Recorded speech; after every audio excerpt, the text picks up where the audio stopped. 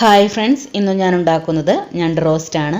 നമുക്കെല്ലാവർക്കും ഒരുപോലെ ഇഷ്ടമായിട്ടുള്ള ഞണ്ട് റോസ്റ്റ് നാടൻ രീതിയിൽ എങ്ങനെയാണ് ഉണ്ടാക്കണതെന്ന് നമുക്ക് നോക്കാം. വീഡിയോയിലേക്ക് പോകുന്നതിന് മുമ്പായി എൻ്റെ ചാനൽ ആദ്യമായാണ് കാണുന്നതെങ്കിൽ പ്ലീസ് ഒന്ന് സബ്സ്ക്രൈബ് ചെയ്യണേ. സബ്സ്ക്രൈബ് ചെയ്യുന്നതിനോടൊപ്പം തന്നെ തൊട്ടടുത്തുള്ള ബെല്ലൈക്കൺ കൂടി ഒന്ന് പ്രസ് ചെയ്ത് കഴിഞ്ഞാൽ ഞാനിടുന്ന വീഡിയോസിൻ്റെയൊക്കെ നോട്ടിഫിക്കേഷൻ നിങ്ങൾക്ക് ലഭിക്കുന്നതായിരിക്കും. അപ്പോൾ നമുക്കിതെങ്ങനെയാണ് ഉണ്ടാക്കണതെന്ന് നോക്കിയാലോ. അപ്പോൾ അതിനായിട്ട് ഞാനിവിടെ 1/2 കിലോ ഞണ്ടാണ് എടുത്തിരിക്കുന്നത്. അത് നല്ലപോലെ ക്ലീൻ ചെയ്ത് കഴുകി ഇതുപോലെ കട്ട് ചെയ്ത് വെച്ചിരിക്കുകയാണ്. ഇനി നമുക്ക് ഞണ്ട് റോസ്റ്റ് എങ്ങനെയാണ് ഉണ്ടാക്കണതെന്ന് നോക്കാം. ഞണ്ട് റോസ്റ്റ് ഉണ്ടാക്കാനായിട്ട് ഞാൻ മൺചട്ടിയാണ് എടുത്തിരിക്കുന്നത്. അത് അടുപ്പിലേക്ക് വെച്ചിട്ട് 3 ടേബിൾ സ്പൂൺ വെളിച്ചെണ്ണ ഒഴിച്ചു കൊടുക്കാം. എണ്ണ ഒന്ന് ചൂടായി വരുമ്പോഴേക്കും നമുക്കതിലേക്ക് 1.5 ടേബിൾ സ്പൂൺ വെളുത്തുള്ളി ചെറുതായിട്ട് അരിഞ്ഞതും 1.5 ടേബിൾ സ്പൂൺ ഇഞ്ചി ചെറുതായിട്ട് അരിഞ്ഞതും ചേർത്ത് കൊടുക്കാം. എന്നിട്ട് വെളുത്തുള്ളിയുടെ ഇഞ്ചിയുടെയും പച്ചമണം മാറുന്നവരെ നന്നായിട്ടൊന്ന് വഴറ്റിയെടുക്കാം. ഇനി ഇതിലേക്ക് 2 മീഡിയം സൈസ് സവാള ഇതുപോലെ നീളത്തിലരിഞ്ഞ് ചേർത്ത് കൊടുക്കാം. പിന്നെ എരിവിനനുസരിച്ച് പച്ചമുളക് ചേർത്ത് കൊടുക്കാം. ഞാനിവിടെ ഒരു 4 പച്ചമുളകാണ് എടുത്തിരിക്കുന്നത്. നമുക്ക് എത്രത്തോളം എരിവ് വേണോ അതനുസരിച്ച് പച്ചമുളക് എടുക്കാം കേട്ടോ. എന്നിട്ട് ചെറുതായിട്ടൊന്ന് വഴറ്റിയെടുക്കാം. ഇപ്പോൾ സവാള ചെറുതായിട്ടൊന്ന് വഴന്ന് വന്നിട്ടുണ്ട്. ഈ ടൈമിൽ നമുക്കതിലേക്ക് ഒരു 10 ചെറിയ ഉള്ളി ഇതുപോലെ ചെറുതായിട്ട് അരിഞ്ഞ് ചേർത്ത് കൊടുക്കാം. എന്നിട്ട് എല്ലാം കൂടി ചേർത്തിട്ട് നന്നായിട്ട് വഴറ്റിയെടുക്കാം.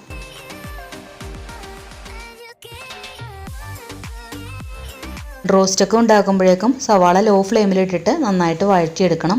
എന്നാലാണ് കറിക്ക് നല്ലൊരു ടേസ്റ്റ് ഉണ്ടാവുള്ളൂ. ഇപ്പോൾ ഇത് നല്ലപോലെ വഴന്നു വന്നിട്ടുണ്ട്. ഇനി ഇതിലേക്ക് തക്കാളി ചേർത്ത് കൊടുക്കാം. ഞാനിവിടെ ഒരു വലിയ തക്കാളിയാണ് എടുത്തിരിക്കുന്നത്. അത് ഇതുപോലെ ചെറുതായിട്ട് കട്ട് ചെയ്തിട്ട് നമുക്കിതിലേക്ക് ചേർത്ത് കൊടുത്തതിന് ശേഷം നല്ലപോലെ ഒന്ന് വഴറ്റിയെടുക്കാം. തക്കാളി ഇതിൽ കിടന്നിട്ട് നന്നായിട്ടൊന്ന് ഉടഞ്ഞു വരണം. ഇപ്പോൾ കണ്ടില്ലേ, തക്കാളിയൊക്കെ നന്നായിട്ട് ഉടഞ്ഞു വന്നിട്ടുണ്ട്. ഈ ടൈമിൽ നമുക്കതിലേക്ക് പൊടികൾ ചേർത്ത് കൊടുക്കാം. 1/2 ടീസ്പൂൺ മഞ്ഞൾപ്പൊടി, 1.5 ടേബിൾ സ്പൂൺ മല്ലിപ്പൊടി, പിന്നെ 1/4 ടീസ്പൂൺ മുളക് പൊടി.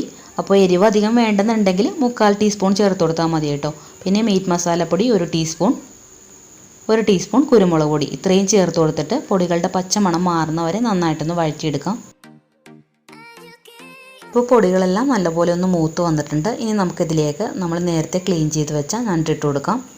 പിന്നെ ആവശ്യത്തിന് ഉപ്പും കൂടി ചേർത്തിട്ട് നന്നായിട്ടൊന്ന് മിക്സ് ചെയ്തെടുക്കാം. ഞണ്ടിൽ മസാല നല്ലപോലെ ഒന്ന് പിടിക്കണം. അപ്പോൾ അതുകൊണ്ട് നന്നായിട്ടൊന്ന് മിക്സ് ചെയ്തെടുക്കാം. ഇനി ഇതിലേക്ക് ഞണ്ട് വേകാൻ ആവശ്യത്തിനുള്ള വെള്ളം ഒഴിച്ചു കൊടുക്കാം. ഞാനിവിടെ ഒരു 1/2 കപ്പ് വെള്ളമാണ് ഒഴിച്ചു കൊടുത്തത്.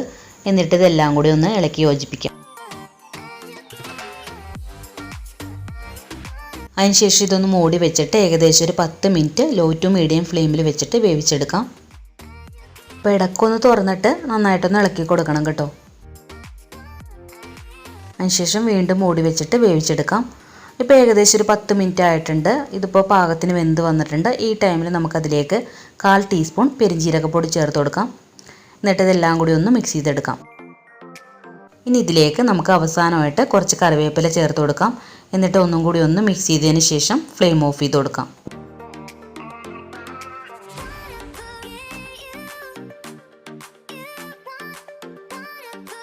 അപ്പോൾ ഇത്രയേ ഉള്ളൂ. നല്ല ടേസ്റ്റി ആയിട്ടുള്ളൊരു ഞണ്ട് റോസ്റ്റാണ് കേട്ടോ ഇത്. എല്ലാവരും ഒന്ന് ട്രൈ ചെയ്ത് നോക്കണം.